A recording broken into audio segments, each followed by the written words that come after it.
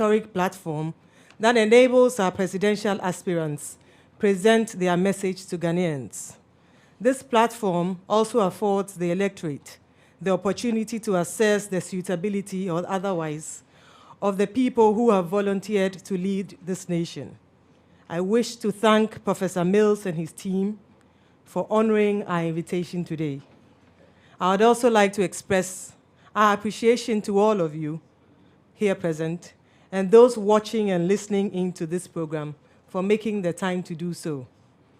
As with the first encounter, we have with us this evening representatives of various interest groups, including the Ghana Medical Association, the Association of Ghana Industries, the National Union of Ghana Students, the Ghana Employers Association, the Trades Union Congress, the Ghana Federation for the Disabled, the Ghana National Association of Teachers, Network for Women's Rights in Ghana, the Ghana Union of Traders Association, the Pharmaceutical Society of Ghana, among others. We have no doubt that they will, during question time, raise issues that take account of the interests they represent, as well as those that reflect the expectations of the broader masses of Ghanaians. We also have here with us today sign language interpreters who will interpret the entire proceedings to enable the physically challenged among us participate and benefit from today's discussions. Distinguished guests, there is a general consensus that elections in Ghana should from now on be based on issues. In this regard, the IEA believes that the encounter would open a door for the electorate to ask pertinent questions of the presidential aspirants and to enable them weigh the available options and make informed choices on the candidates they will entrust with the high office of the presidency. In addition, we believe that the encounter allows the electorate to assume sovereignty and ownership over the electoral process, as well as help them to develop skills of demanding accountability from the presidential aspirants even before they take up the high office of presidency. Ladies and gentlemen, we at the IEA have over the years observed several development challenges that confront our nation. For instance, over the last 50 years, Ghana has operated a colonial economy where our raw materials are supplied to the developed world. The issue is, should we continue in this direction or should we change course? Again, 50 years ago, Ghana had a population of roughly 6 million. Today, our population has increased to over 20 million people. Yet we continue to have the same railway infrastructure, water infrastructure, electricity infrastructure, with some marginal improvements. How do we improve and expand these facilities to meet our current needs? Additionally, Ghana continues to grant gold concessions, timber concessions, and currently oil concessions to the industrialized world. These old strategies were adopted by the industrialized countries for their development. After 50 years of independence, do we continue to enhance the development and well-being of the developed world to our detriment? Ladies and gentlemen, these are some of the very difficult issues that confront us as we go towards the election in 2008 in December. In our view, therefore, the encounters will no doubt help reduce, if not eliminate, the acrimonious and person-centered political discourse and help lift issue-based political debates to a new level. We are confident that this would promote the entrenchment of good governance and representative constitutional government in Ghana. It is worth emphasizing that the evening encounters differ from the presidential debates. The evening encounters provide a sole platform for each presidential aspirant to interact, dialogue, and answer questions from the electorate. The presidential debates, on the other hand, would bring together all the presidential aspirants on a common platform to discuss and debate key policy issues and answer questions from the electorate. I'd like to add that the presidential debates have been slated for October and November in Tamale and Accra this year. Let me note again that this platform is available to all other presidential aspirants, and we hope that they will take their turn to sell their message to Ghanaians. as a way of mobilizing enough popular votes to get them into office. Distinguished ladies and gentlemen, I believe you honored our invitation today because you share our view that democracy is consolidated when those who wish to govern submit themselves for questioning on how they propose to handle issues of concern to those with the power to elect them. Judging from the requests we have received for attendance from the general public, I have no doubt that this will be a very successful series. I'd like to recognize the Institute's collaboration with two reputable Ghanaian organizations, Joy FM and the Ghana Broadcasting Corporation. Their live coverage of this event tonight will enable over 12 million Ghanaians throughout the country to view and listen to the discussion tonight. Once again, I welcome all of you to this function, and I wish you all a fruitful deliberation. God bless us all. Thank you.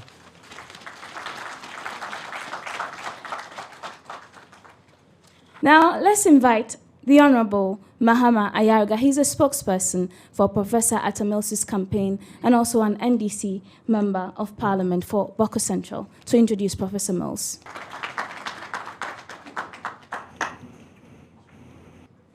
John Evans Atta Mills, the presidential candidate of the National Democratic Congress, the NDC, for the 2008 general election, was born on July 21st, 1944, at Takwa in the western region of Ghana, and hails from Ekunfi in the Mfantsiman East constituency of the central region. He schooled at Achimota, then the University of Ghana, Legon, and obtained his Masters of Law degree at the London School of Economics, and then he earned his PhD in law from the School of Oriental and African Studies in London. Whilst there, he also pursued a Fulbright Scholar program at Stanford Law School in the United States of America. At age 27, he was awarded his PhD after successfully defending his doctoral thesis in the area of taxation and economic development.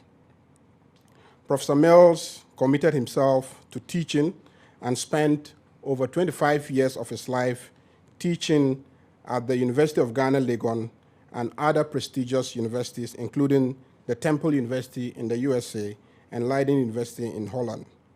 Professor Mills rose from lecturer to senior lecturer, then to associate professor and full professor. He has several publications to his credit. Professor Mills became the acting commissioner of Internal Revenue Service of Ghana, and then was later named as the Commissioner of Internal Revenue in September 1996. In 1997, Professor Mills became the Vice President of the Republic of Ghana. Distinguished ladies and gentlemen, in 2000, he was elected unopposed as the presidential candidate of the National Democratic Congress. In 2002, Professor Mills was a visiting scholar at the Liu Center for the Study of Global Affairs, University of British Columbia, Canada. In December 2002, Professor John Evans Atta Mills was again elected as the flag bearer of the National Democratic Congress to contest in the 2004 elections. In December 2006, Professor Mills was overwhelmingly elected again as the flag bearer of the National Democratic Congress to become the candidate on the ticket of the National Democratic Congress. Professor Mills is married to Ernestina Nadu Mills, an educationist, and has a son, Kofi Sam Atta Mills. Distinguished ladies and gentlemen, Professor Mills, your candidate for the National Democratic Congress. Thank you. Distinguished ladies and gentlemen, I dedicate this presentation to my good friend and colleague, Mr. Chachu Chikata. I speak today with a heavy heart. If anybody thought that jailing Chachu was going to lower my resolve, was going to dampen my spirit, they were wrong. I'm going to go on.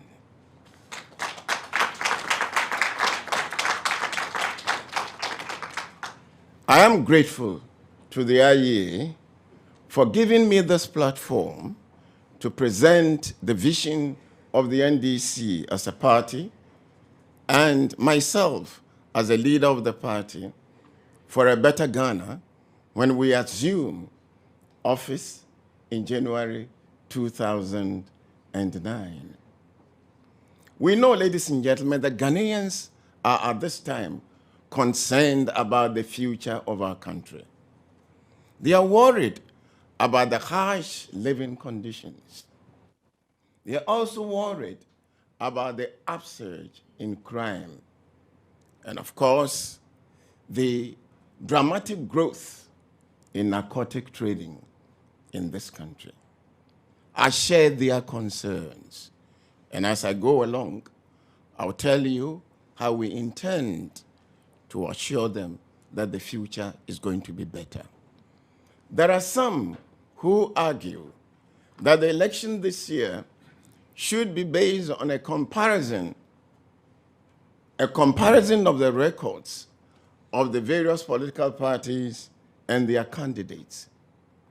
We have no problem with this because we feel that if this comparison is fairly done, the NDC will come on top. And we're also certain that we'll perform even better when we assume the reins of government in January 2009. But distinguished ladies and gentlemen, who here can deny that the election is not about leadership and the qualities that the presidential candidate will be bringing to bear on the state of affairs of this country? Who can tell me that leadership and character, leadership and decency are mutually exclusive? It is not for nothing that our electoral rules insist that parties indicate who is going to be their presidential candidate before the elections are held. Otherwise, they would just ask the parties to go for the elections, and after the elections, they decide on who is going to be the leader of the party. I bring to the table, ladies and gentlemen, my core values of truth, honesty, and humility. I would want to lead a government that is decent, truthful, honest, and caring.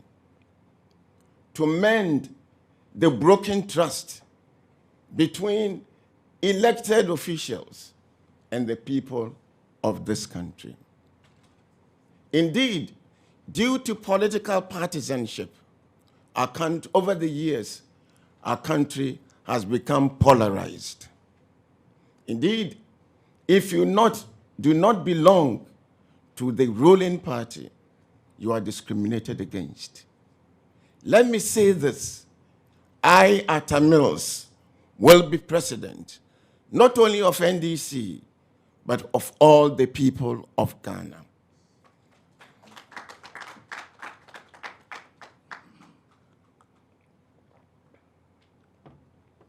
Once the elections are over, we should all be united in a common cause with a common objective. There's no need to make any distinction. Distinguished ladies and gentlemen, I have said this before. This country is not short of blueprints and plans for development. The problem is with implementation, which is easily traceable to leadership. Sometimes we lack the political will. There are instances where we have beautiful policies, but we overstate the successes. Sometimes, even before policies are implemented or before they finish the implementation, government ministers rush to announce successes just to score very cheap political points. And yet we know that the effectiveness of a policy depends on the willingness to accept feedback so that implementation strategies can be honed. Distinguished ladies and gentlemen, good governance means fairness. Indeed, leadership must strive for the common good. I will not rig the economy to benefit my relations, my family, my close friends, and members of my party. Indeed, those of us who subscribe to the social democracy theory believe that it is the responsibility of the government to take care of those who are underprivileged and marginalized. Because as you can see, these fingers are not equal. And we believe that we should be each other's keeper. Those on the other side also insist that it should be the survival of the fittest. They say that it should be each man for himself and God for us all. We consider this unacceptable. But even more unacceptable to us is the statement that it is each man for himself and God for us, the select few. My brothers and sisters, fairness is being gradually lost in our society. When we were in power, we implemented a policy.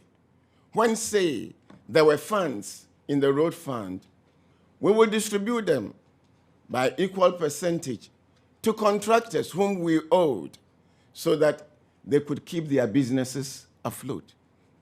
That to us was fairness. What do we see now? The discrimination that is going on in our society. Distinguished ladies and gentlemen, it is my candid view that government should be a tool in the service of the people. It should not be an instrument to aid people who want to loot state coffers or acquire illegal wealth. That is why I have said, and it bears repeating, that Atta Mills will crack the whip when any of my appointees crosses the line or does anything that smacks of illegality and corruption. Distinguished ladies and gentlemen, good governance also means that the government must be alive to its responsibilities. The government must solve ordinary problems confronting the people. The government must be interested in the welfare of the people and what is going to achieve and inure to the common good. We have some problems in this country. Water is a rare commodity. You are lucky if water runs through your pipe continuously for 1 week. It will be a miracle. Electricity supply is as erratic as ever.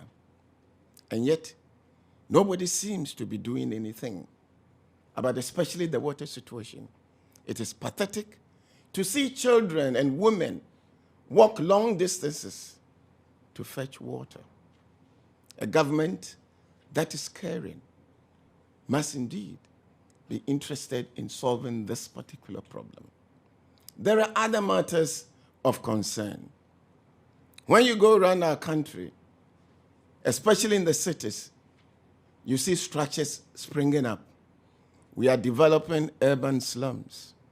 Do we have structural or zoning laws? If we do, are we enforcing them?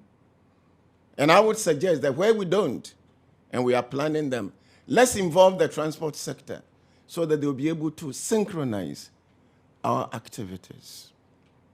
My brothers and sisters, the global economic crisis, which has been fueled by high fuel prices, already is causing hardship, additional hardship for the people of this country. And any government must be interested in them. The Indian example is worth looking at, where austerity measures were taken. Indeed, it has been announced that ministers should avoid expensive expenditures. They should avoid foreign air travel. They should avoid meetings in five-star hotels, cut down expenditures. This is a government which is interested in taking austerity measures to solve a problem. My brothers and sisters, another problem of great concern to many Ghanaians, to which I alluded at the very beginning, is the upsurge in crime. Many of our colleagues have harrowing stories of being victims of criminals, especially armed robbers. And yet, I'm told that the police records show that crime is on the decrease. Well, it may be so, but my own suspicion is that many victims have lost confidence in the ability and willingness of authorities to solve the problem, and therefore they do not bother to report. Atamil's government will make sure that we bring together experts of all political shades, for after all, when criminals want to attack you, they do not ask whether you are NDC, MPP, DFP, or whatever you have. And therefore, we'll tap the expertise in order to come up with strategies to deal with this particular problem. Indeed, we will revive the regional partnership in intelligence gathering, which we initiated when we were in power, which enabled us to solve many of the cross-border criminal problems which arose. Ladies and gentlemen, the police should be in the front line of the fight against crime. But indeed, they themselves are in serious need of revival and restoration.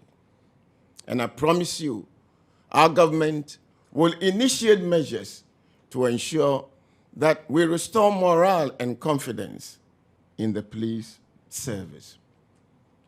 Need I talk about the dramatic growth in narcotic trading in and through Ghana?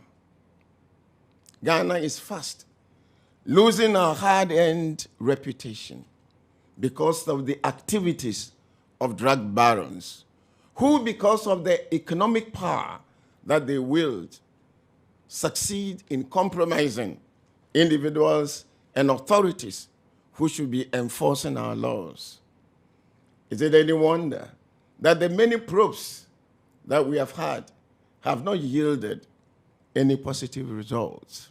Indeed, the perception out there is that the MPP government has created an atmosphere which allows drug barons to go scot-free and sometimes even be welcomed. I am concerned about the drug problem because of the correlation between drug use and crime. I'm also worried about the effect on health, especially HIV. Indeed, about a week ago, Dr. Sari, the chief psychiatrist at the mental hospital, gave an interview to the VOA in which he talked about the monumental levels to which drug use has reached in our country. And indeed, also went on to state or to talk about his concern about the effect of drug use on our human resource base. At Atamil's government, we will cooperate with the appropriate agencies, both local and foreign, to stamp out the drug trade. As I said not too long ago, Atamils will not allow the drug barons to make Ghana a subsidiary of their activities. Ghana is a signatory to the UN Law on Narcotics Control, especially the part that deals with seizure and forfeiture of assets of those convicted of dealing in narcotics. we shall faithfully and diligently follow our obligations, honor our obligations under these laws. And I can assure you, ladies and gentlemen, that Atamils will be in no hurry to arrange for the exchange of these prisoners or their transfer from foreign jails where they are justifiably languishing into Ghanaian prisons. Distinguished ladies and gentlemen, I'm sure you will want to have an idea as to some of the initiatives that we want to take. When it comes to the economy, which obviously is what the whole thing is about, we would want to adopt a set of policies which will ensure high economic growth. We will do this by anchoring it in increase in domestic savings to support a high volume of investment in infrastructure. Our emphasis on infrastructure is deliberate. By so doing, we'll be facilitating industrial development, which will enable us to create jobs for our people. We will not be unmindful of the need to have macroeconomic stability. But we are not going to have macroeconomic stability for its own sake. We would want an economic environment that gives us the fiscal space to invest meaningfully in agriculture, in education, in housing, in health, among others. We shall also review the exemption scheme under our tax laws and also put in place measures that will enhance revenue collection. But ladies and gentlemen, we will not also hesitate in cutting out extravaganza, frills, and profligate expenditure in government. Now, when it comes to agriculture, that, as I said, is going to be the backbone. A nation that cannot feed itself is a nation in distress. We have a situation currently where the Ghanaian, or the average Ghanaian, I must say, spends almost 70% of his income on food. Now, with the rising prices, he may be spending 80% of his income on food. This is unacceptable. Atamils would want to begin a renaissance in agriculture. We would want at the end of our term to ensure that the Ghanaian spends much less on food. How do we intend to do this? We intend to double production of cereals and other staples, and the cultivation, fruits, vegetables, and even flowers. Indeed, ladies and gentlemen, there is no country in the world which has succeeded in agriculture without paying attention to one important ingredient, that is water. Unfortunately, these days, due to the climatic changes, we cannot rely on rain-fed agriculture. For this reason, we are going to rehabilitate all the irrigation projects that we have in the country and even establish new ones in designated areas. But our flagship irrigation project is going to be the canalization of the Accra Plains, consisting of 178,000 hectares of land. I want to remind you, ladies and gentlemen, that this was indeed an important but rather unimplemented program of Kwame Nkrumah with regard to his Volta River project. We shall also establish a factory to produce fertilizer in the Western region, given our gas reserves. Next, we are going to continue our agro or afforestation, something which we bequeathed to the NPP. This time round, we are also going to encourage bamboo cultivation. Ladies and gentlemen, when it comes to poultry, it's a very sad story. In 1992, 95% of the poultry consumed locally came from local sources.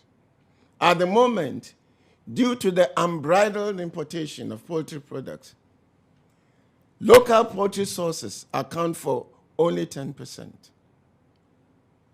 The poultry industry is near collapse. We want to reverse this trend.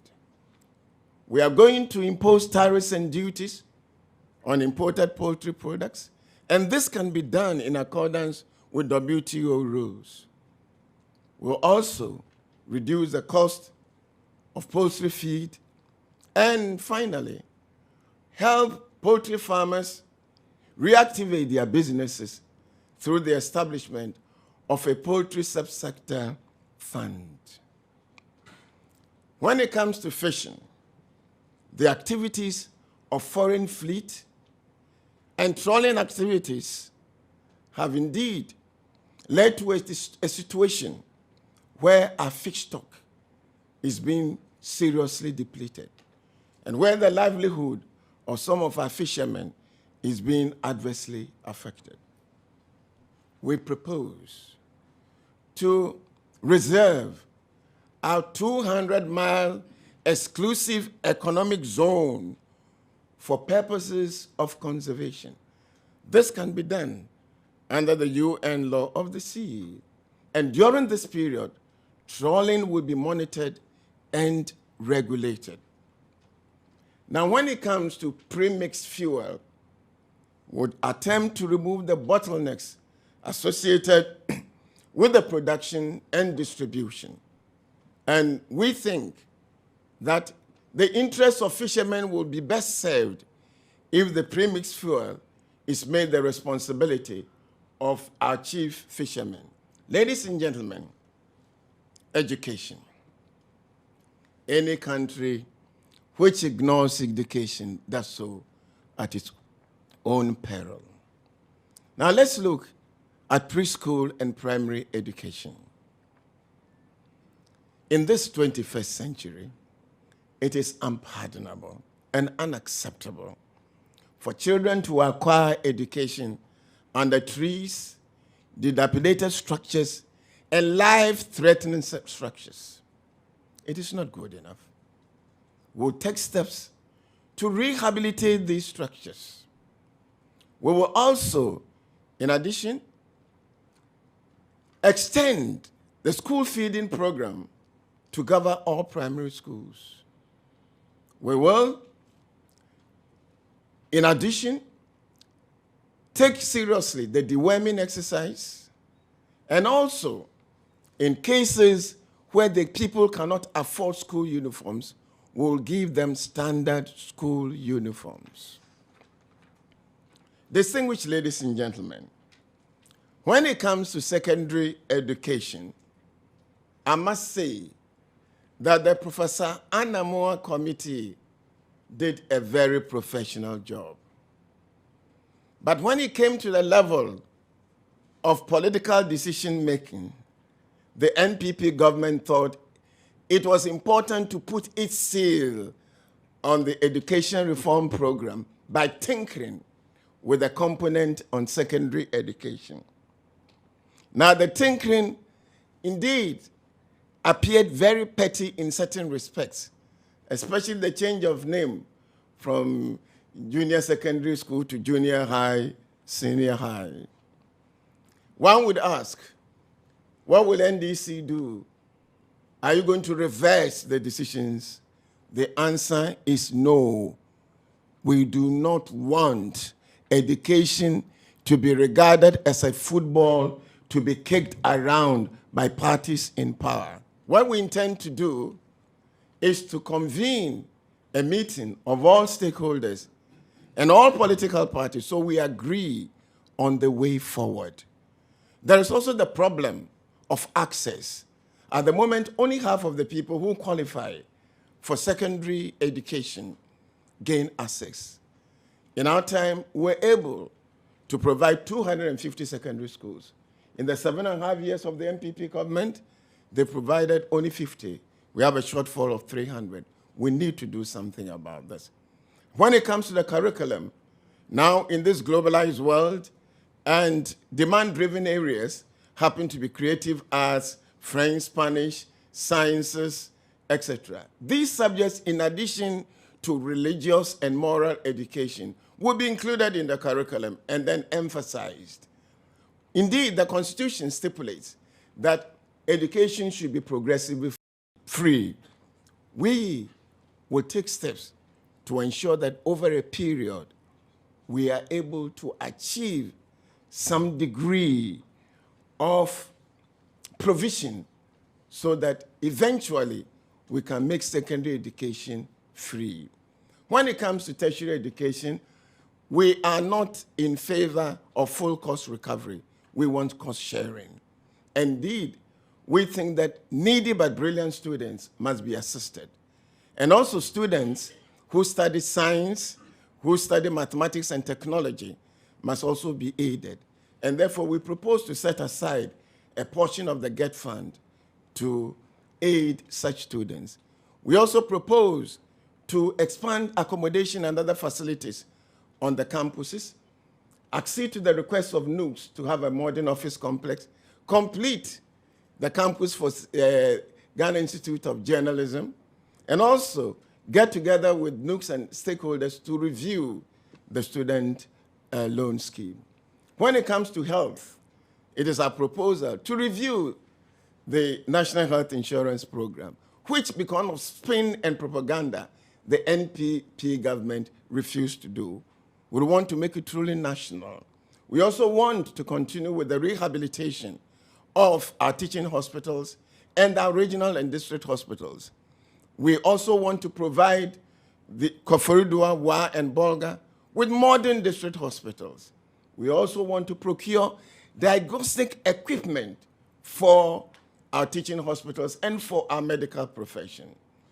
Ladies and gentlemen, we also intend to bring about an innovation in the training of medical personnel, the physician assistant, who will be below fully fledged medical officers. We're also going to pay attention to the training of nurses and indeed auxiliary nurses. Ladies and gentlemen, energy. At the dialogue which was organized by Kwame Nkrumah University, at which I was represented by my running mate, in whom I'm well pleased, I gave a comprehensive outline of what we intend to do. In the medium term, we want to increase the energy situation from 1,600 megawatts to 5,000. We are going to rely on gas-fired energy rather than oil-fired energy, which will make sure that the cost of energy is low. It will enable VALCO not only to operate, but it will also enable us to have an aluminum industry which will indeed make use of our bauxite deposits, something which has been our dream since the First Republic. We also intend to expand the Osagefo badge and also to implement the Abuazi thermal Abuazi steam turbine unit. We are delighted that we have struck oil. But ladies and gentlemen, nobody would deny that this is the crowning glory to the efforts made by GNPC under Chachu Chikata, who is now languishing in jail. And I believe that Chachu should take pride in the fact that through his selfless efforts, this country has been blessed by the Almighty with oil reserves. Now let me say that we are going to account strictly for the revenues which are going to come from our oil and gas. We are going to have an independent all-party body to oversee the operation of this segment of our economy. We are not going to engage in profligate spending. We are going to make sure that we use the revenues for the benefit of the people. We want our oil discovery to be a blessing and not a curse. Ladies and gentlemen, the oil companies will be well advised, given the experience of other countries, to form meaningful partnership with the communities in which they operate. Especially the fishermen should not feel that their livelihood is being destroyed by the operation of these companies. Ladies and gentlemen, when it comes to renewable energy, we have wind energy, which is the result of research done during our time by the Energy Commission. And indeed, we are told that we can get about 5,200 megawatts using wind energy. Solar energy will go ahead to exploit it. And indeed, it is possible for us to have hydro schemes on Tano, Pra, and Cobra, and Polugo. Distinguished ladies and gentlemen, what is the picture? What is the future picture for us? There are some who will say that our ideas are big. Others will say they are too simple. There are those who are going to ask, how are you going to fund these schemes? Let me tell you, if we cut out the excessive spending, that will be the first step in the journey of 100 miles or 1,000,000 miles. There are those of our skeptics who will say, you cannot eradicate poverty in this country. Poverty, like corruption, started from the time of Adam. But let me say, ladies and gentlemen, it's ironical that in 7.5 years, some elected officials who were wallowing in poverty have been able to get out of it. And yet they tell us that it is too short a period for us to be able to do something about eradication of poverty. Ladies and gentlemen, Atta Mills would want to have a society where every child of school-going age has the right to do so, where women are going to be empowered to take their rightful places in society, where Ghana will be the financial hub of the sub-region, where food will be in abundance, where we shall be each other's keeper, where we will not be fighting among ourselves.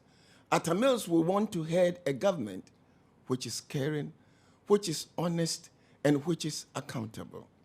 Kwame Nkrumah had a creative spirit. That is why he was able to achieve so much.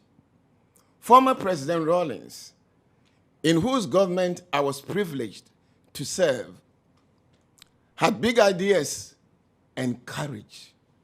It is no wonder, therefore, that under his watch, we were able to extend electricity to the northern parts of our country, even though people had told us that it was impractical to do so. Atta Mills believes that with the right kind of leadership, which is not vindictive, which is forward-looking, which has a common objective, we should be able to attain our objectives as a nation. Atta Mills would want to be remembered as the leader during whose period of stewardship the people of Ghana did what was pleasing in the sight of God, and the good Lord himself showered our nation with his blessings. Thank you, ladies and gentlemen.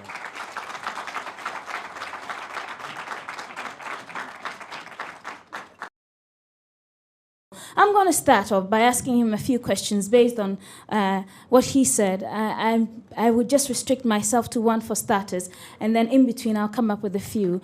In making your presentation, Prof, you did talk about the fact that you will crack the whip on members of your government who go wrong. It was your government that passed the law on causing financial loss to the state.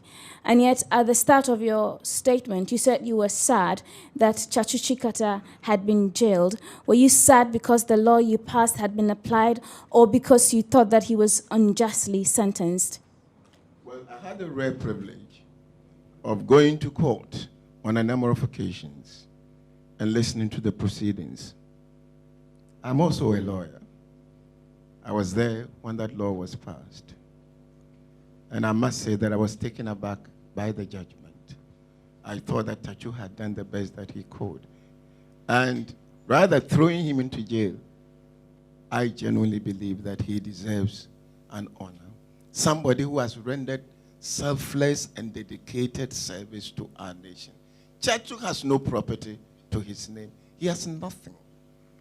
And if you serve a nation that does not honor its heroes, you think twice about making any sacrifices. But this will be my statement. At the appropriate time, I will come out and come out fully. But I know that the good Lord is going to be Tachu's judge. I've got a couple of text messages, and I'm going to start with one of those text messages. It says here that, Professor Mills, you spoke about agriculture and how you wanted to double cereal, fruit, and vegetable production. You didn't tell us exactly how you plan to do that. That's from Senyo in the Volta region. Prof. When it comes to agriculture, one of the main ingredients is water. If you have been engaged in farming, you would know that. And we said that one way of doing this, or the way we are going to do this, through irrigation. I believe, therefore, that with the investment in infrastructure generally that we are going to make, and the particular attention that we are going to pay to agriculture, not lip service, we think that we should be able to do this. I've told you about the Accra Plains, where you have a regular supply of water, where you have fertilizer, and where you have the commitment and dedication. I don't think that there is anything that you cannot achieve. Other countries have achieved, their objectives. Why can't we as a nation? Indeed, let me tell you, it was done some time ago. You were all witnesses in the 1970s, where through Operation Feed Yourself, at least we were able to increase agricultural production. I'm not saying that we should liken what we intend to do to this, but I'm saying that where there's a will, there is a way. Yeah, my name is Amos Safo. I'm editor of Public Agenda. Still on the Tachu case, what would you do with the causing financial loss to the state? Would you consider repealing it or maintaining it on the stated books?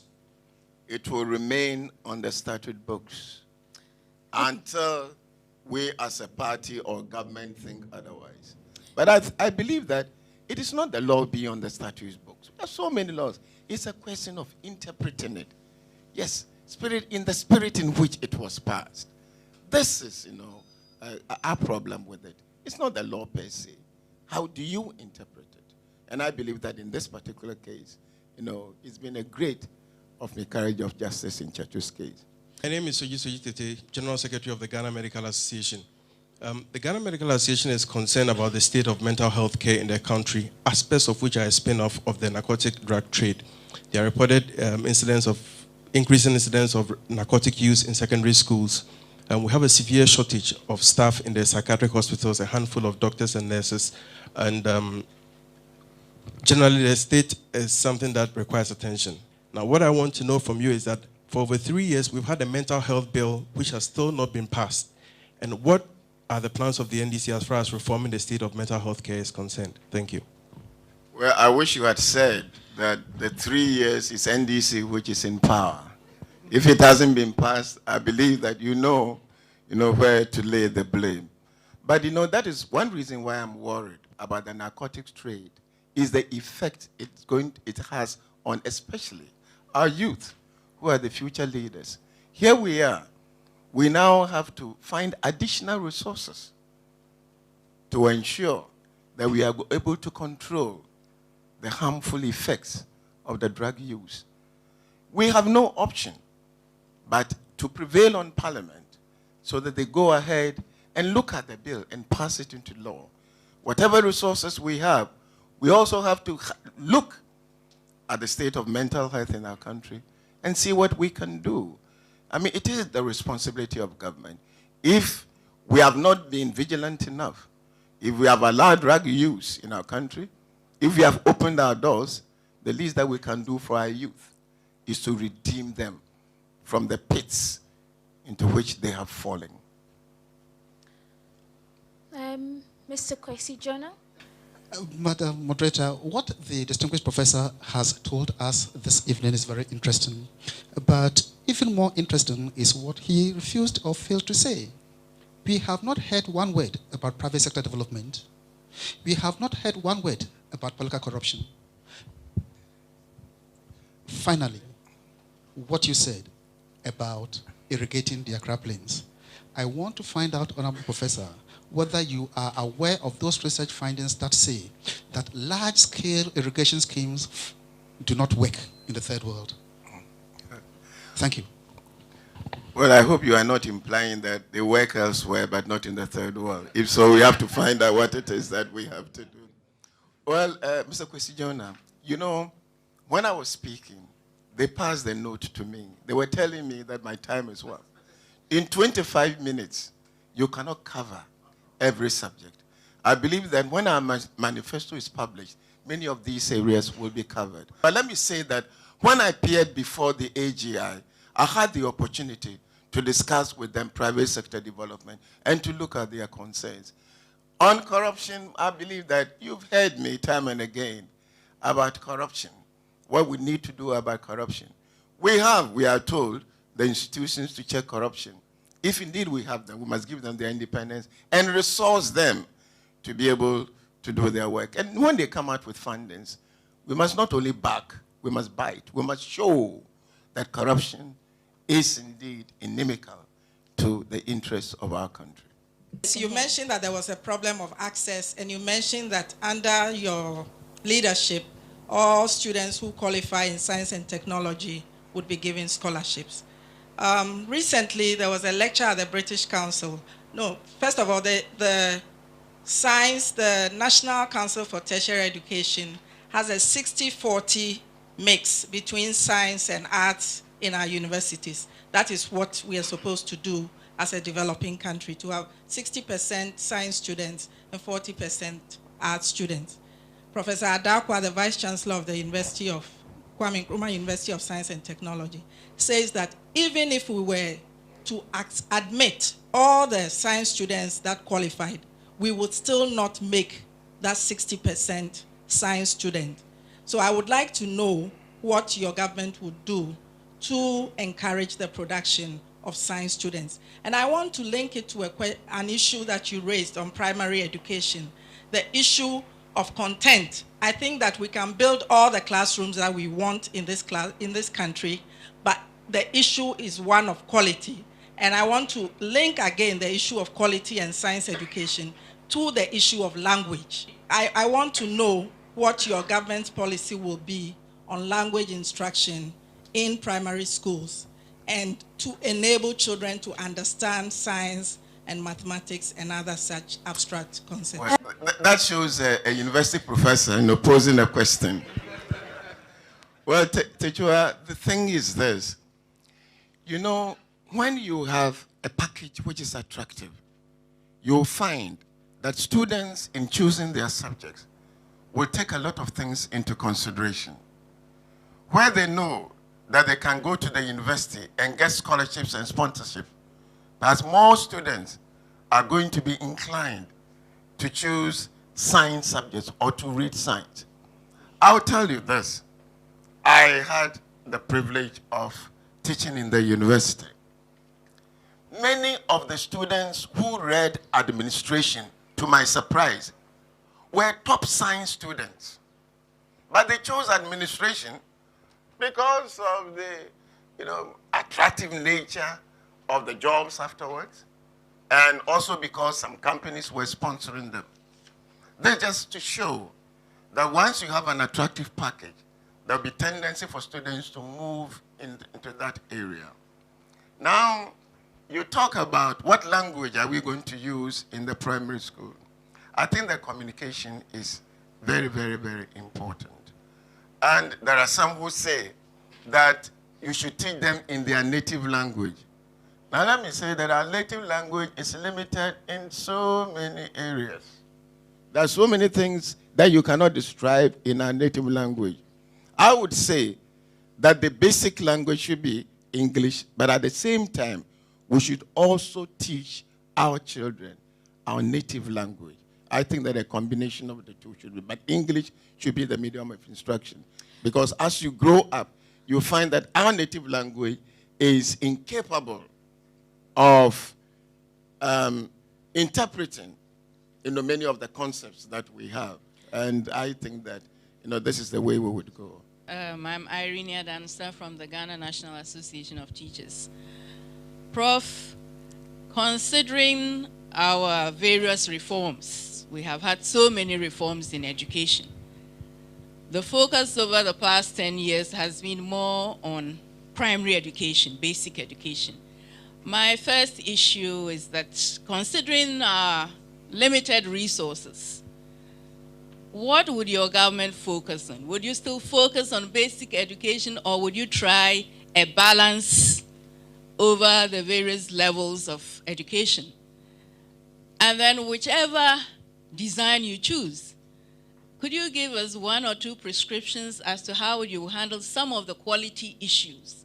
Quality in the sense of quality of instruction, quality of teachers, that is development of teachers, quality of the status, social status of teachers, and especially my pet subject, the quality of technical vocational education that will be effective for the development of our country. Can we have Mrs. Rose Kakarianan representing the Employers Association?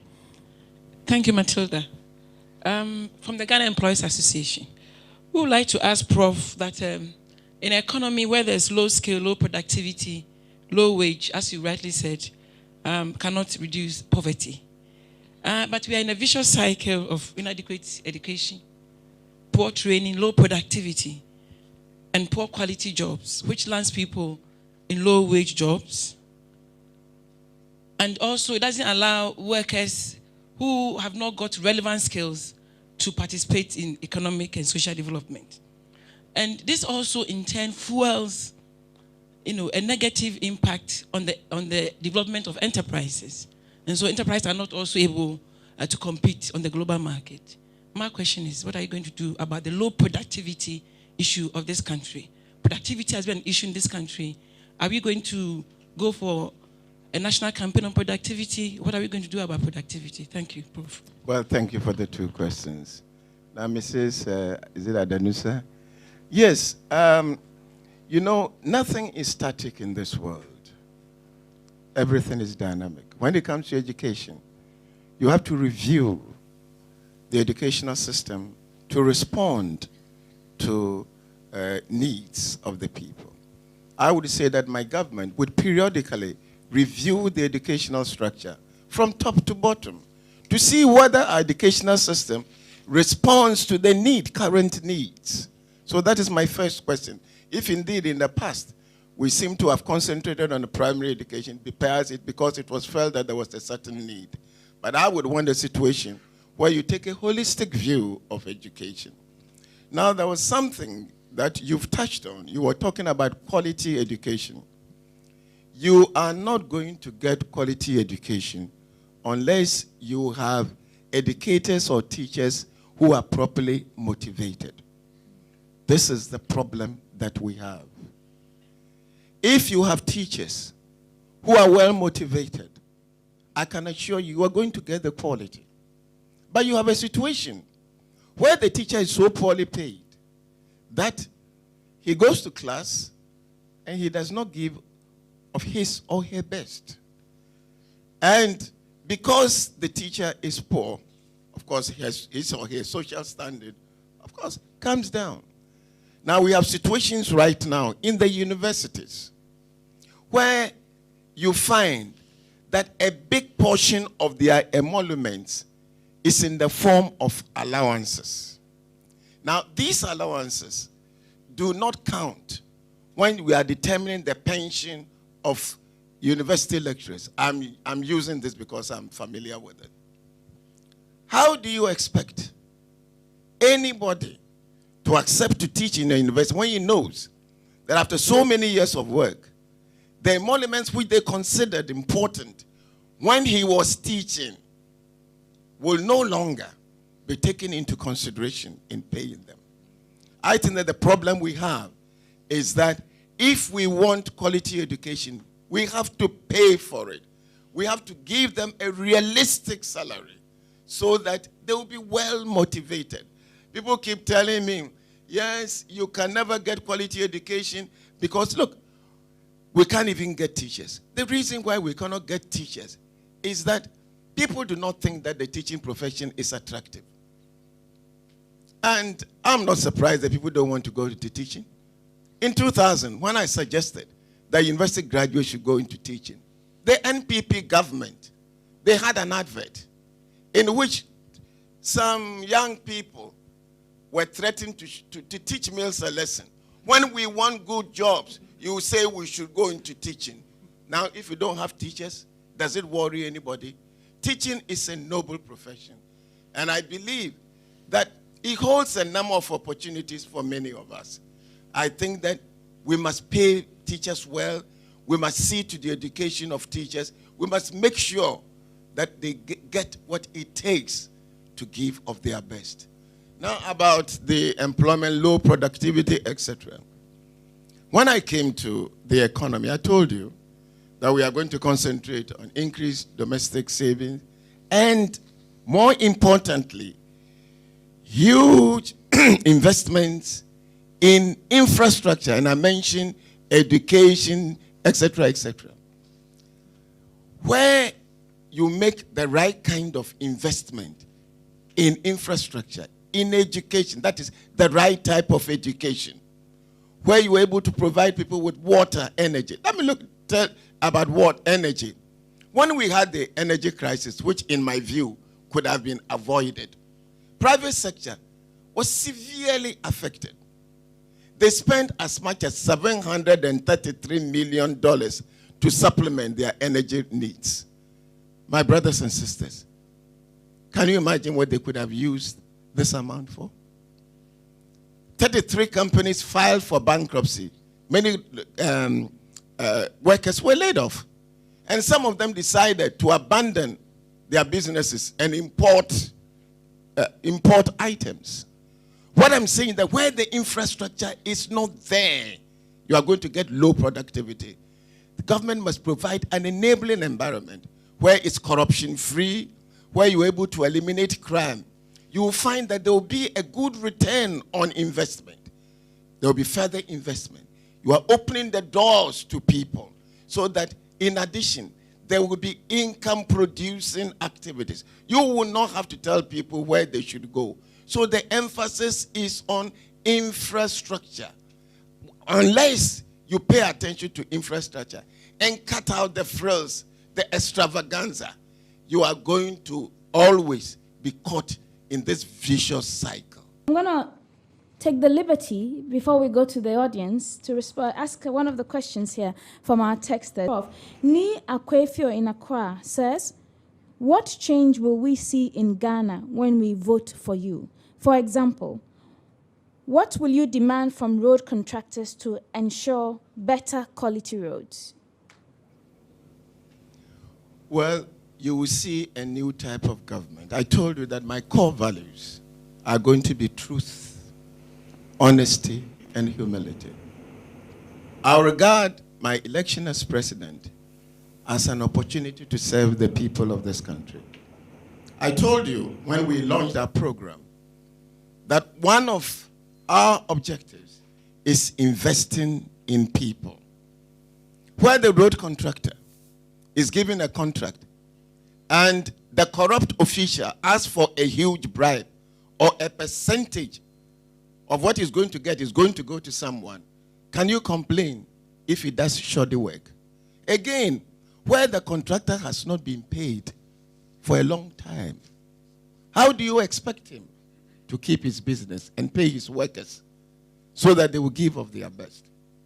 So I think that if you have a responsible government, a government which is not going to run after contractors and demand percentages, and where the right atmosphere is created, I believe that contractors will have little to complain about. Okay, Dr. Audrey Gajipo. I wanted to find out, Professor Mills, you've outlined a lot of very lofty and ambitious things you want to do in education, in agriculture particularly.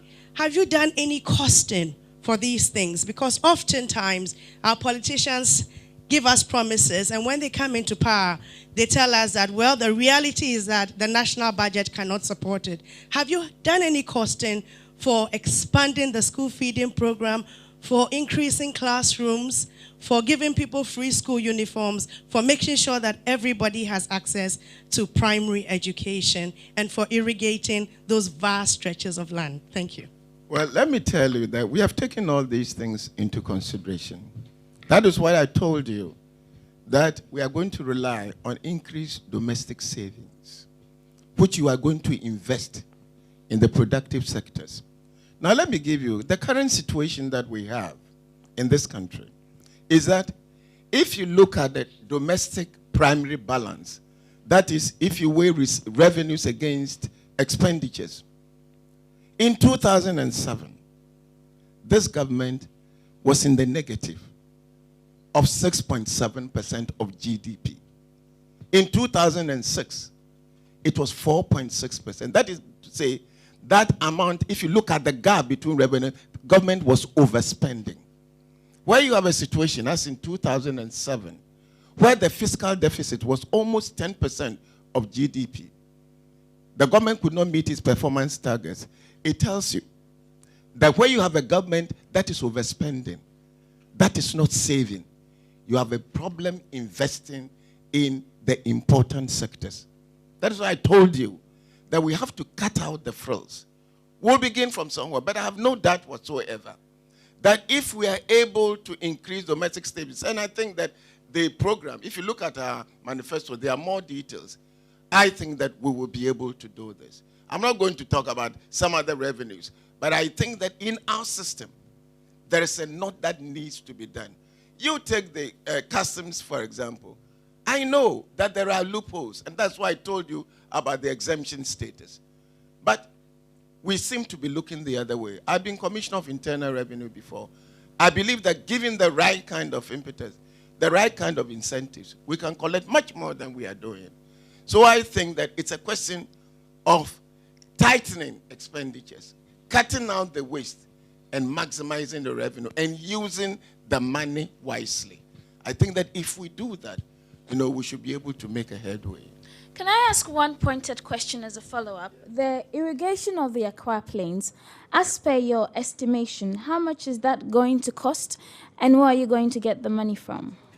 I think that it's 178,000 acres. I don't think that we have put any figure to it yet. But let me tell you, when we irrigate the Accra Plains, it's not government which is going to do the planting. I think that when you're able to get the right kind of infrastructure and investment, as we see, when people are building and they think that they are building in the right places, you will find that you will even have to spend money on it. Those who are going to be prospective users will usually pay even rents in advance. I think that when people are convinced that it's a good project that we are going to do, people who expect to be eventual beneficiaries will even chip in and take the load off government. My name is Kwame Jesse, lecturer at business school and a columnist of The Spectator. Prof, yes, sir. In the advanced economies, the health of people running for public office is a public property. There has been a lot of speculation about your health, and if you were reported correctly, reporters have said that everybody has got a medical hospital card. It was a sarcastic humor which I find very interesting. But with respect to you, I think it was also an insult to the public. What is exactly, how does your medical record look like for the past 2 years? And what do your doctors say about your health? Well, sorry. Okay, please answer. But just a point to note that from what I understand, people's medical histories are personal and is between their doctors. But I think you still like to respond. Please, I'll answer the question. But thank you for posing this question. Atta Mills is not a superhuman being. I'm not.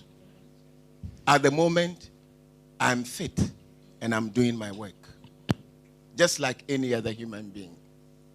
But like you or like anybody here, nobody can say when the good Lord will call him. I may live to be 80, to be 90, or I may go next week. It's only God who knows. So if there is anybody here who can sign a bond that I will be alive next week,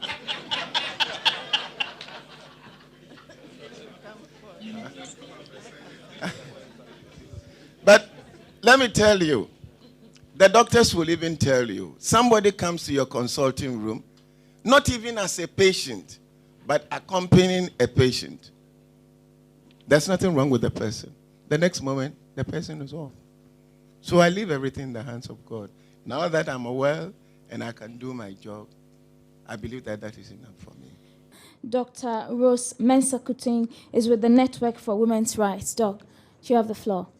We got together and invited all the various political parties to a lunch where we informed them about the work that we've done around the Women's Manifesto for Ghana.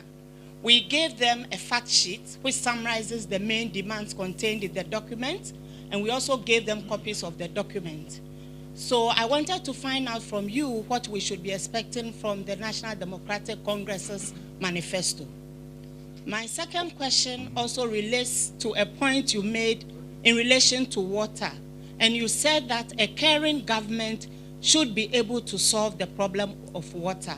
Now, water is a very key issue for women, and I was wondering whether you could give us some highlights as to how you would deal with the problem of water. Thank you. Thank you. Let me answer the question. First, water harvesting was one of the most important things in our country. In fact, many buildings had water reservoirs. And where I grew up, we fetch water from reservoirs. We have a situation right now where we have abandoned water harvesting. We have floods. Our buildings collapse. We wade through, knee-deep through water. But when the water recedes, then we start searching for water. I think that as a national policy, especially with public buildings and public institutions, some form of reservoirs or water harvesting must be undertaken. I think that this is a very, very, very important requirement. The rest, I think that it should be the responsibility of government to invest in water for production facilities. Water is life. I do not support the idea that it should be in private hands. Government may decide that they want to do this in conjunction with the private sector, but I think it's the responsibility of government to provide the resources for the water facilities. The other question that you posed was in connection with an invitation you extended to the NDC. At the time, I was not around, but if you did, I can assure you that this has been taken into consideration in the preparation of our manifesto. Now let me say that I have said that publicly that I want at least 40% of my cabinet to be women. Now, in doing so, I'm not doing the women a favor. I'm only acknowledging the realities on the ground. Women now are on top of everything. The period I taught in the university, for the first few years, the top students were men, and a few women would pass through. The last few years, you would ask if there were any male students in the classes. So women have proved their worth. Those I've worked with have worked very creditably. And I think that this country will be the better for it if we have women taking up this challenge. So I can assure you that we in NDC, and at Mills in particular, are very much interested in enhancing the fortunes of women, empowering women. So whatever representations you made to them, you can be sure that they have been taken care of in our manifesto. I'm Ernest Usuabuaje from the Pharmaceutical Society of Ghana. The Pharmaceutical Society of Ghana, Prof, believes that an nexus between trade, industry, driving a very vibrant pharmaceutical industry is critical to increasing GDP and development. We would want to know, like you started, that a lot of the blueprints are there, the question is implementation. How do you hope to put this link together? Because countries like India and South Africa have shown that if trade, finance, and industry are brought to support the pharmaceutical industry, we can grow our GDP. Then secondly, and briefly, you proposed a review of the National Health Insurance Scheme. We'd want to know that the Pharmaceutical Society, now what's your personal opinion on doctors prescribing and dispensing and then claiming under the health insurance scheme under the NHI, since we believe that such practice is contrary to best practices anywhere in the world? What's your personal opinion on that? Well, I wish I belonged to the medical profession. I don't know about their ethics, prescribing and then charging. I don't know about their ethics. But, I mean, you know better than I do in this regard. Yeah, you were talking about the nexus. I think that it's important, you know, in coming out with a blueprint, whatever plan that you have, that you pay particular attention to the synergies. If indeed the pharmaceutical society is going to benefit from this kind of synergy, then I believe that any government should pay particular attention to this. I mean, we've had representations from quite a number of professional bodies. I'm yet to meet pharmaceutical society. But it's not a question of drawing up a separate plan for them. It will be a question of making sure that you integrate whatever they want, you know, into what is existing so that it will work. So I believe that it is something which can be done.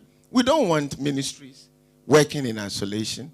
We want to make sure that we integrate the system so that we'll be able to derive the best returns on the investment that we make.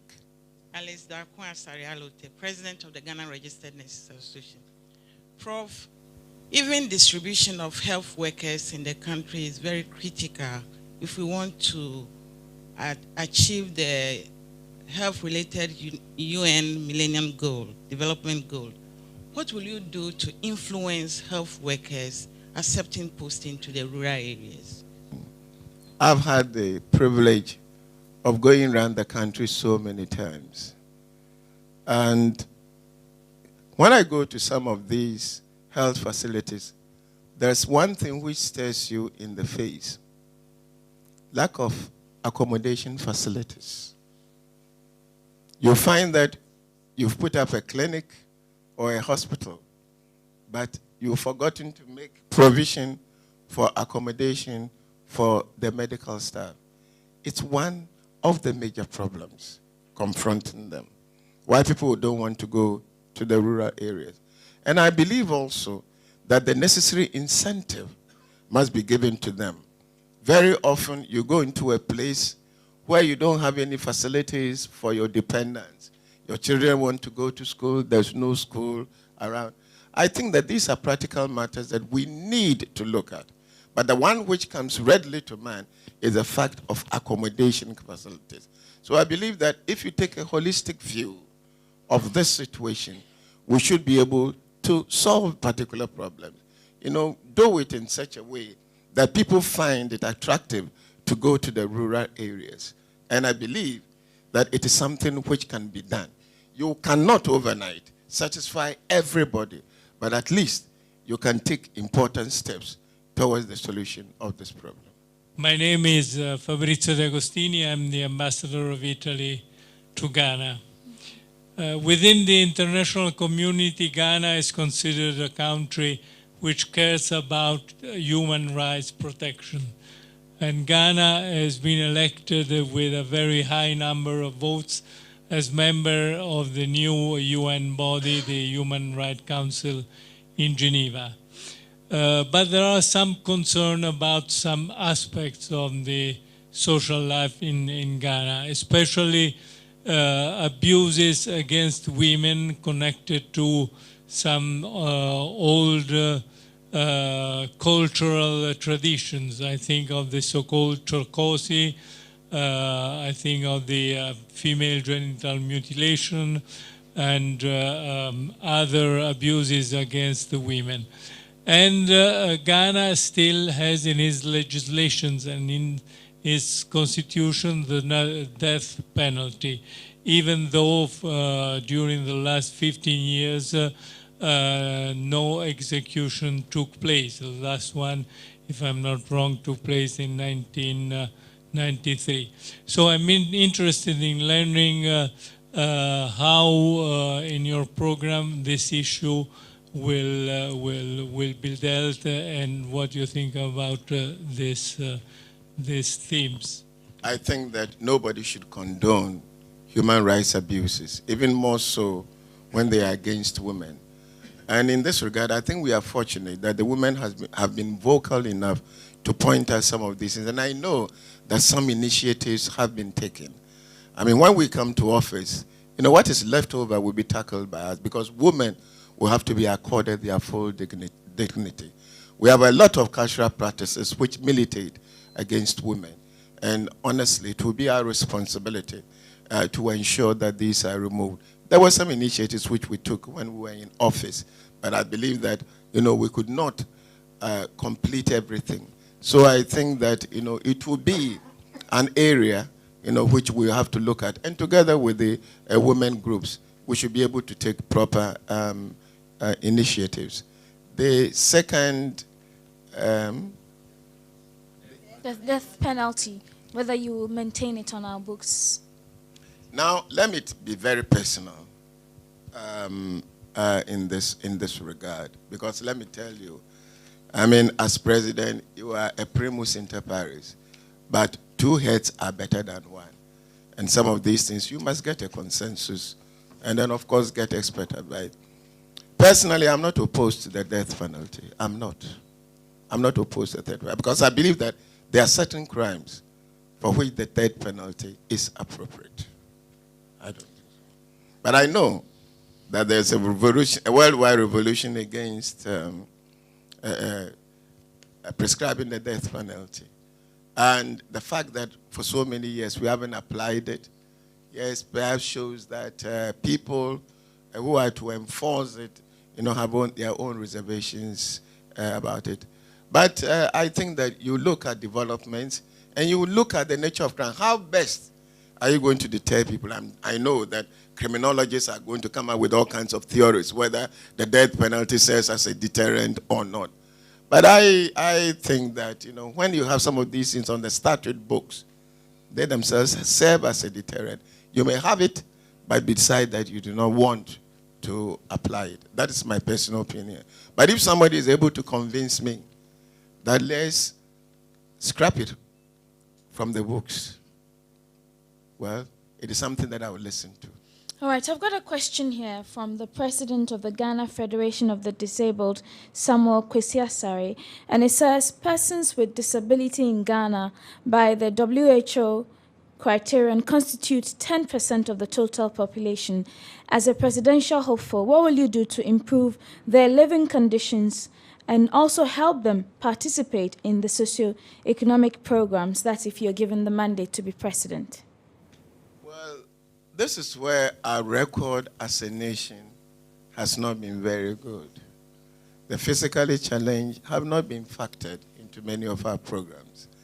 I know that in the University of Ghana, until very recently, you know, the construction of the halls was such that, you know, if you were in a wheelchair, it was difficult for you to get in. But I know that the position, you know, has been rectified. I think that there's a growing awareness of the need for us to make provision for the physically handicapped. We as social democrats believe that that is a group, you know, to which we have to pay special attention. The state must make sure that their disability is compensated for by the provision of the necessary facilities. If we have not done so in the past, I think that we need to apologize to them and then be forward-looking in the next government. Now from the Trade Union Congress. Prof. Yes, sir. Wages. I think you are aware about low wages in this country. And the wages are not only low, there are inequalities in the wage structure. Additionally, you have various government agencies and ministries determining their wages. Sometimes government does not even have control over the wage levels and all that. The NPP government has instituted a reform program, which is expected to result in the single spine salary structure, bringing all government public sector workers on a single salary structure, and is due for implementation in January 2009. What's your take on that? Are you going to implement that? Quickly, you talked about over-liberalization of our economy, and I underline that.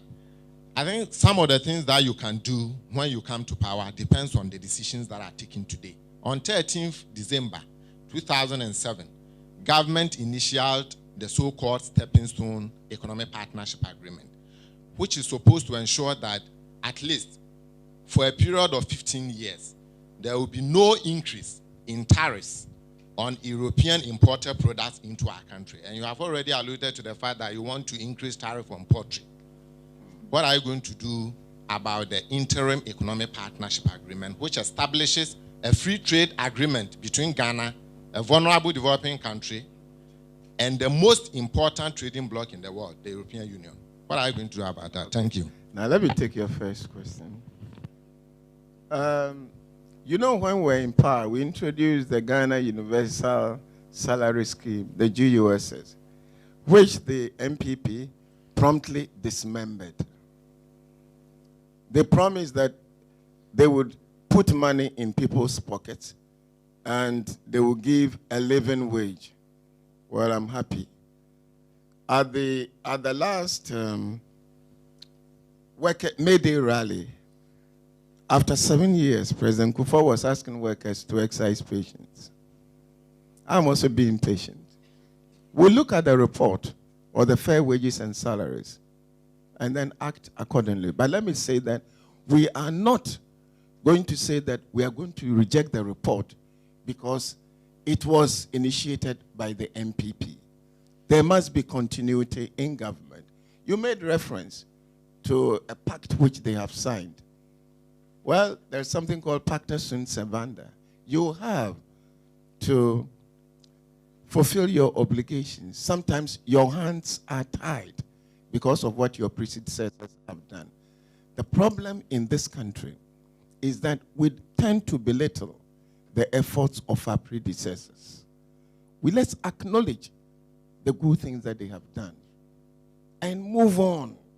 But if you are going to engage in fault finding, it creates a problem for us. Nobody can reinvent the wheel. You build on foundations which others have laid.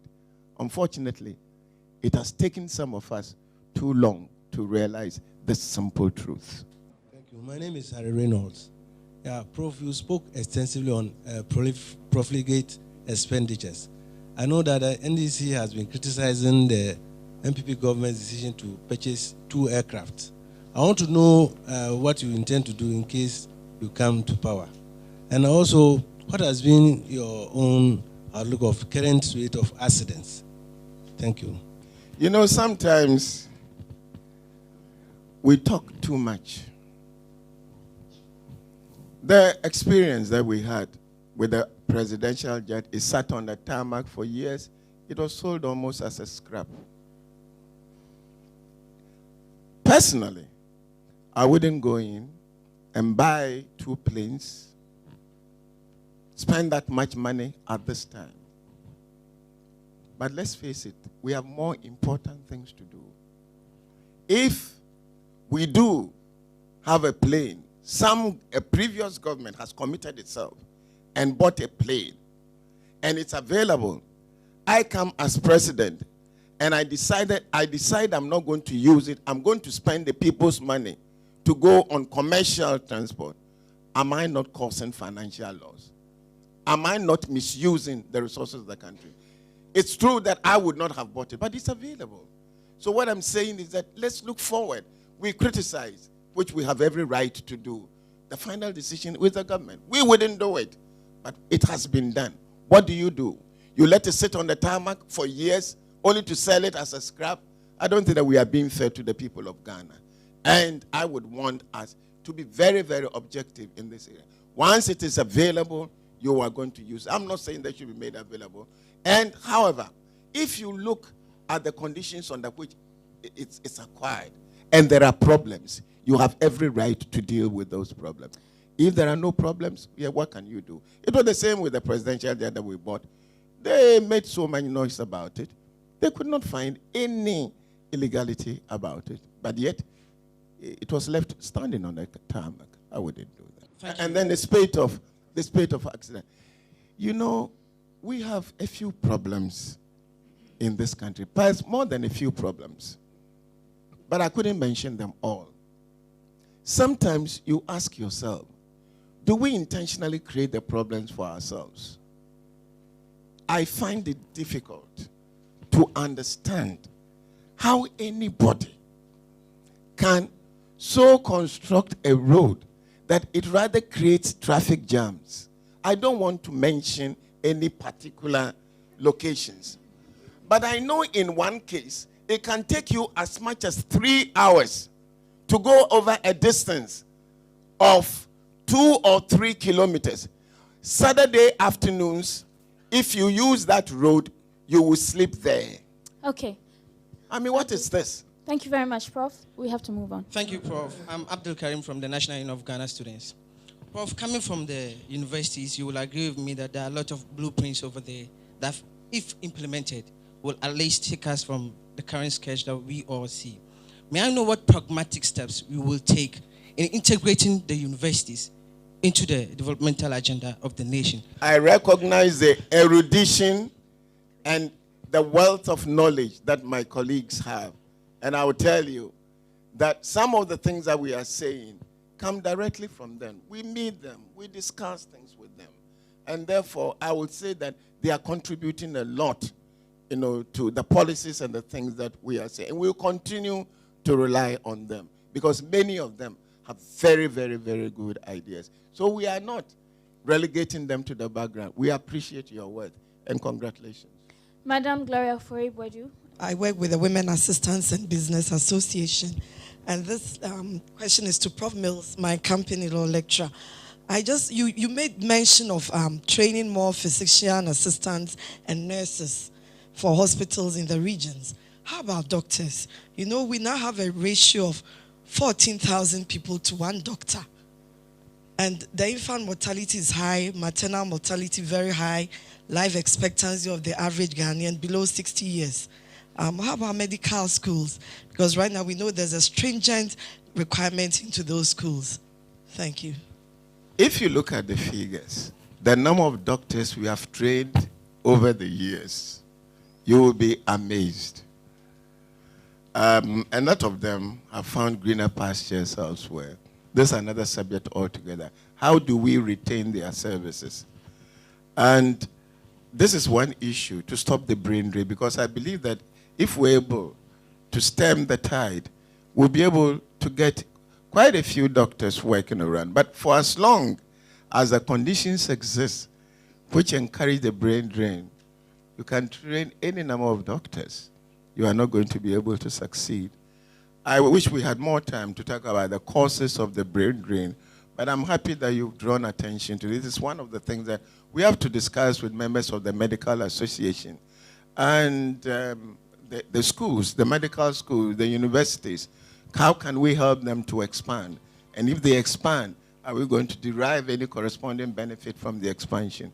I think those are all issues that we should be able to consider. We're going to give Professor Mills a few more minutes now to make his closing remark. Well, let me say that I've really enjoyed this evening. Let me say here and now that nobody has monopoly over wisdom. Very often, when we are in government, there's a tendency to display arrogance and give people the impression that you know it all. As I said, I want to introduce learning into the implementation of policies so that you'll be able to react effectively. Indeed, I've enjoyed answering the questions. And when you consider the questions, you can see where they are coming from. I pray to God that He will enable me and my colleague to be humble enough from time to time to face stakeholders and learn from them. Very often, we dictate to them. But let me say this. We do not know any better than anybody. And let's say, particularly for a presidential candidate, any presidential candidate who gives the impression that he knows everything is nothing but a charlatan. You do not.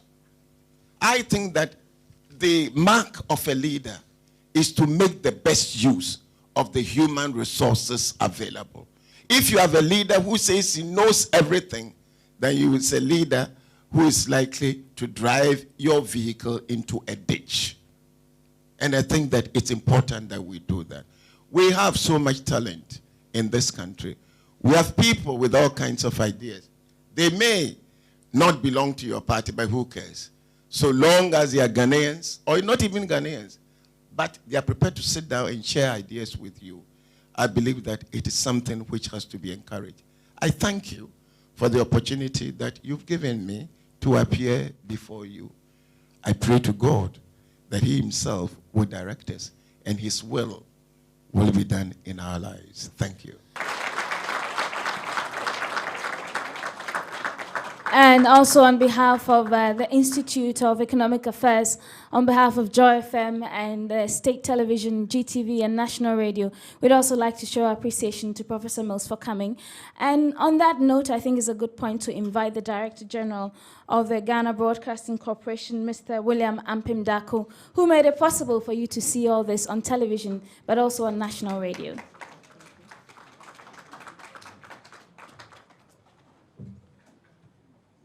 Good evening, Professor. Distinguished ladies and gentlemen, viewers and listeners out there. The last time we met over here, I made my position clear that I wouldn't like to make much comments about what the presidential candidates say, because I may dilute or enhance what they say. My professor in commercial law knows my capabilities. And I think I'll leave it like that. I still maintain my position. I haven't moved an inch. But I'll say that December 2008 is unavoidable. Definitely, the days are gradually rolling by, and surely we must be electing a president on 7th, or is it 8th December? 7th December. And we have to elect 230 parliamentary candidates. If we do it, it will be the 5th consecutive time that we do it successfully. And we can say that year over year, we keep on improving. So I'm very hopeful that the 2008 election is going to show much improvement over the previous ones. Ghanaians and the whole world is looking up to us for a very successful election. If we're able to do it, we'll add another feather to our cap. And actually, people say that Ghana is really the oasis of peace in Africa. Our previous elections, the 4 elections, you may remember that there were more of personality attacks. This year, too, I think we've seen something like that, but it's not as much as what was happening in the past.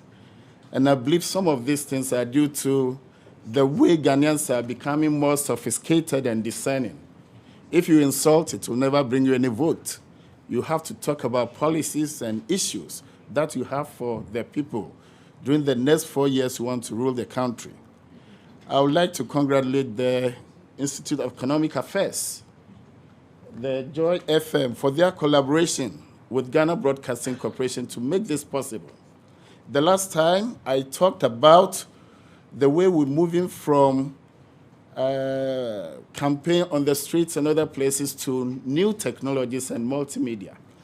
Right over here, when Professor Mills mentioned the RISE project he plans to do when he comes to power next year, someone from Volta region, Sanyo, threw a question back to him, how are you going to do it? It makes it more interactive and governance gets better. So I should say we are doing very well, and I'll call upon all the other media houses, if they will join us, especially the electronic media houses, if they will join with the 2 collaborators to make it possible that when a presidential aspirant speaks, the whole world must be quiet to listen to him. That is all channels, Adom FM, Peace FM, Hot FM, Gold, all of this should be hooked up to what is going on, so that simultaneously we'll be listening to our future leader. I'll say that public interest groups in this country now, I can see a lot of them around here. What they are looking for is just a credible poll in December. And to have a credible poll, two issues are very critical. One is a well-prepared electoral commission and a fair media coverage. I believe on the media front, I don't think this year we've had a lot of attacks from any of the political parties. And I take this opportunity to invite the political parties to our meeting next week, 25th, so that we find the way ahead. But I think the Electoral Commission, they've done this over a period of time. With the IPAC meetings, there have been a lot of reforms in our political, in our electoral processes, and I believe that this year too, they will deliver. I thank you all for coming.